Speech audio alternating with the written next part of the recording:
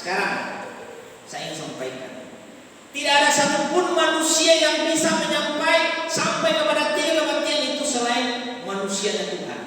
Itulah Kristus. Yesus sudah pernah mati secara rohani. Yesus sudah pernah mati secara jasmani. Yesus sudah pernah mati secara kekal. Dia sudah pernah mati dan dia sudah tahu suasana neraka seperti apa. Tuhan Yesus pernah ke neraka tuh. Inilah iman Kristen. Kalau kita tidak tahu kebenaran, maka kita akan tersesat. Saya akan sampaikan kepada Yesus saudara, satu persatu. Mati rohani, Tuhan mengalaminya pada saat disalib. Semua kematian dialami Tuhan Yesus pada saat disalib. Mati rohani, Ia berkata, mati rohani kan artinya tadi terpisah dari Allah. Tuhan berkata di salib, Eli, Eli, lama sabachthani. Tuhan meninggalkan dia. Dia mengalami mati rohani. Dia terpisah dari Allah. Seolah-olah dia terpisah dari Allah. Maka ia berkata, Allahku, mengapa kau meninggalkan aku? Dia mengalami mati rohani. Yesus melewati mati rohani. Tetapi tidak cukup sampai di situ, Bapak Ibu Saudara.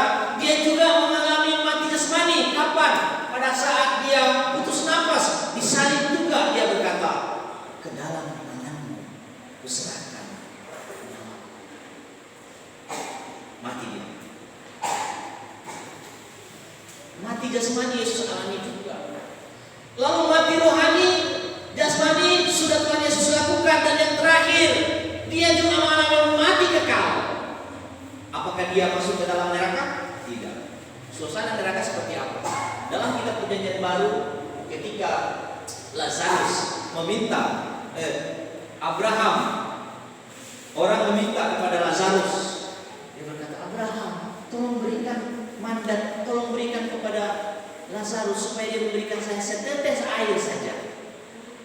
Karena saya haus di neraka ini, haus, setetes air saja, saya haus.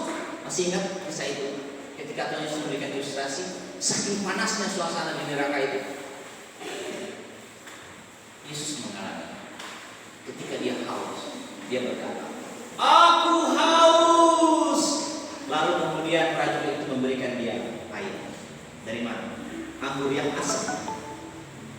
Suasana neraka pun dialami oleh Yesus, membuktikan bahwa dia melewati 3 dimensi kematian yang kita yakini. Sempurna sudah kematian Yesus Kristus. Pertanyaan saya, why? Untuk apa Yesus melakukan semua itu? Untuk apa dia datang dari surga, dari kekekalan? Dia datang menjadi manusia, dia mati rohani, lalu kemudian dia mati jasmani, lalu dia menikmati suasana neraka. Untuk apa semua itu? Untuk mencari orang-orang yang terhilang. Maka dalam kitab Injil, aku datang bukan mencari orang yang menganggap diri benar, tapi mereka yang hilang, yang berdosa. Luar biasa. Makanya Bapak Ibu setiap kali pada saat Paskah, Jumat Agung, selalu ditekankan kasih Yesus Kristus besar sekali. Kita tahu sekarang, ternyata bukan kita yang mencari Tuhan, Tuhan yang mencari kita. Lalu kenapa temanya, Pak Tommy, carilah Tuhan? Memangnya kita bisa, siapa kita mencari Tuhan? Bapak Ibu saudara yang terkasih dalam nama Tuhan Yesus Kristus, kitab Amos ini unik karena ini ada dalam suasana di mana hukuman terjadi kepada bangsa Israel ketika mereka sedang mengalami kebejatan moral dan harapan mereka hilang di hadapan Tuhan.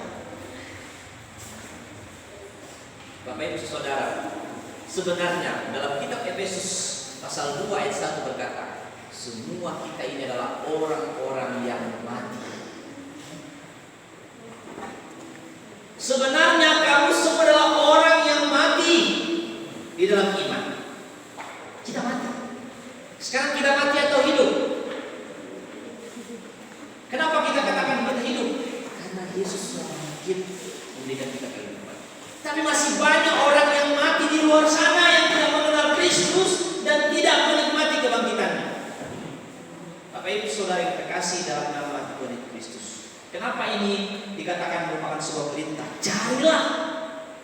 Sekarang orang-orang mati itu ingin hidup. Mereka sedang berjalan tapi sesungguhnya mereka mati. Kenapa? Mereka tidak menikmati berkat Tuhan. Maka Tuhan berkata, kalau kau mau hidup, cari aku. Carilah Tuhan maka kamu hidup. Carilah Tuhan selama ia berkenan ditemui. Berseru kepadanya selama ia berkenan.